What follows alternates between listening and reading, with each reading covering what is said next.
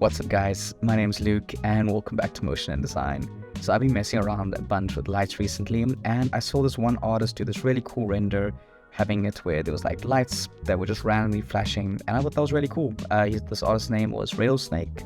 I'll have his thing up on screen, go support him, he is really talented.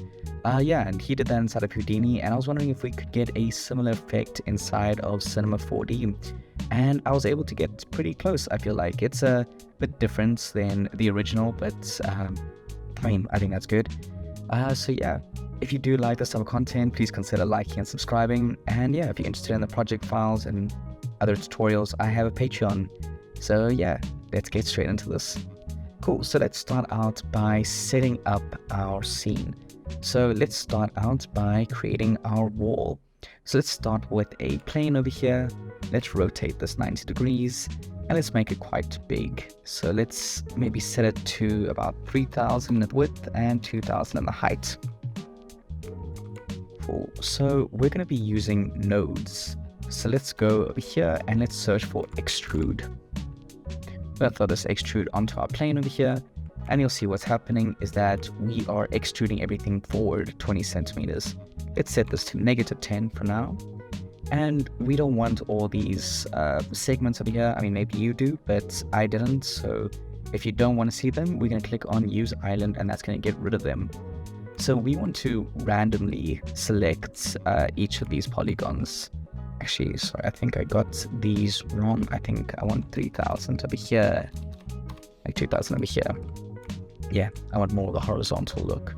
Cool, and so let's search random, and there's this random selection, and if we throw that over here, now what it's going to do is that press NV, it's going to randomly select the polygons and then extrude them. So if you had the extrude over here, it wouldn't work because it works going downwards.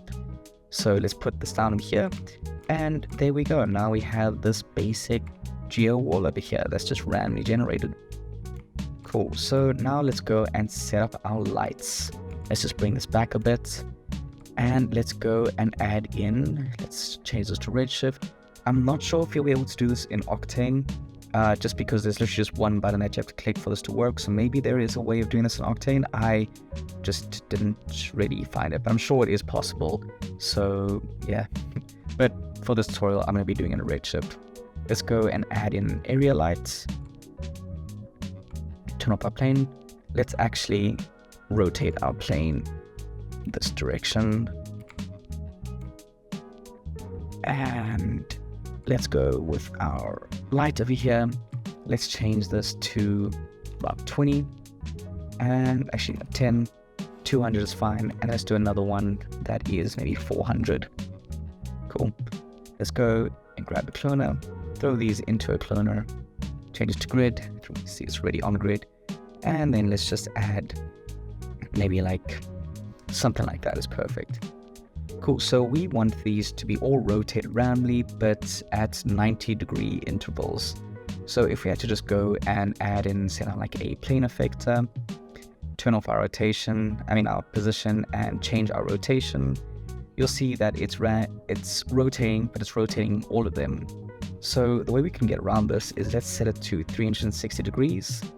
Let's go over here into our fields and let's add in a random effector should be fine. Cool, so you'll see now it's rotating them randomly, but we want it that it's in steps. So we can do that by going up here into the remapping and change this to quantitative. And now if we had to set this to like 4, look at that. We have them all set up randomly, and that's exactly what we want. Cool, so we also want it that they're facing horizontally. So let's do the exact same thing. MoGraph plane effector. Let's go over here into the rotation, and this time we're going to rotate this 360 degrees. Cool, and then inside our fields over here, let's do the same thing, random, change this to quantitative, and set it to 4. And now they're all facing different directions. The nice thing about doing it this way and using a random field is that we can, if you don't like this pattern over here, we can always just change the seed and get a different variation and a different look. So mess around with that. Same with this, we can now have them rotated differently. So I guess just find one that, you think looks nice. So I'm going to just go with this for now. Obviously, you guys can spend a little bit more time on it, but for now, this is perfect. Let's open up our Redshift render view just so we can see what we're doing. So now looking at this, let's just zoom in a bit. Cool, so this looks cool, but it's not giving us the effect that we want, where we're wanting the lights to randomly go on and off. So we can do that with a random effector. So with our cloner selected, let's go over here to MoGraph, go down to random, and let's go and change, turn off the position, and all we're going to affect is this color over here. We're going to change this to effector color for now, and you'll notice that nothing changes. So how do we get it to actually show over here? This took me quite a while to figure out, but luckily I found a guy who explained it. So this guy called Sean Bowles, he did a tutorial on this, and all it is clicking this little blend object color. So simple, but it took me a lot of time to figure out. And yeah, now look at that. That's super cool. We have random colors over here. And so now how would we get it that these can animate? Let's go into our random, go to effector, and it changes from random to noise. And now if we have to press play, look, they're randomly going off. Isn't that super cool? So, I mean, you might like it just the way it is, you like the colors, and you're like, oh, this is perfect. You maybe just want to change the speed, go for it over here, just change the speed or the scale of the noise. But we want to be able to actually art direct our lights over here. So we can do that by changing this from effector color to field color. So let's go into our field. Let's change this to a shader field. Let's go into our shader and choose a noise. With our noise over here, let's maybe set this to something like 500, and let's bump up the low clip and bring down the high clip. And you'll notice that nothing is happening, but that is a very easy fix. All we need to do is click on this color over here. And now you'll see it affects it up here. But it's not going to be, so if we press play, it's not going to be moving around. So we can change that by going into our noise over here and setting the animation speed to 1. And now when you press play, look at them. They randomly move around. And the nice thing about doing it this way is that, let's just press play. We can now mess around with different noise types and get different results in the way that the lights react. So yeah, go around, mess around with the different noises over here until you find something that you like. I think I'm going to go with electric. I think this gives a pretty cool result. And yeah, so at the moment it's just shining white, and that's cool and all, but we want to be able to control the color. So you would think maybe adding a solid over here, adding some color, but that doesn't work. Well, it can work, but it's going to affect everything. If we change this to overlay, now look, we can get them to affect like that. Alternatively, if you want to do it a different way and control everything in here, we can go change this to a layer. If I can find it, layer. In here, add a shader and add a gradient. And add a color. And let's change our color to something like orange. And then if we just go back out and as well change this to overlay, now we get a similar result. And look at that. Now we're able to actually control our colors and our noise and our speed. Super cool, right? So let's just make the scene look a little bit better. So I think I actually want to change this noise up a bit. Let's go over here while it's playing.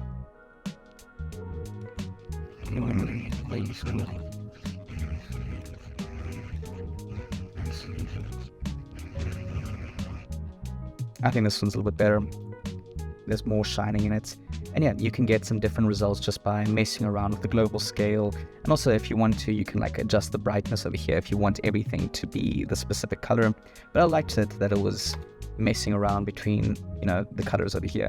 You can also use a gradient if you want to use multiple colors, but for what I was trying to do, I think one color worked perfectly. So let's spice up the scene a little bit more. Let's go in and add a rectangle over here. Let's set this to about 200 by 200. Let's bring this just a bit forward and let's create another one. And let's make this 400 in the width. So now we have a variation. Let's go and put both of these inside of a cloner. And we're gonna actually turn this one off and turn these on. So let's set it by 4 by 4. Let's set it to about 400 by 200. I think something like that is fine. And now we want these to be randomly distributed. Let's grab a null and just duplicate this a few times.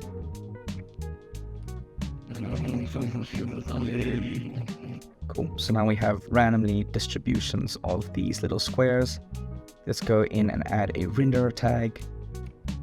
Let's go and change this to capsules inside of a curve over here. Let's set it to something like 10. Cool. And now we have these objects over here. So now when this is lighting up the scene, it's going to interact with these different objects over here. So it is a bit dark. We can go in and add a dome light and then just bring this down a lot. Something like 0.1, 0.05, or you could just add in an HDRI if you want to. But I quite liked the dark look. Awesome. So yeah, that is the gist of this tutorial. You guys can obviously do more to the scene. You can change up the colors, you can change up the amount of clones. You can also mess around with the angles of them and animate that. I mean, another thing that you could do, seeing as though we're doing this procedurally, we can find something like a Schaefer, I think that's what it's called. We can go in and bring this over here. And we can just like animate this. Maybe if I put this over here.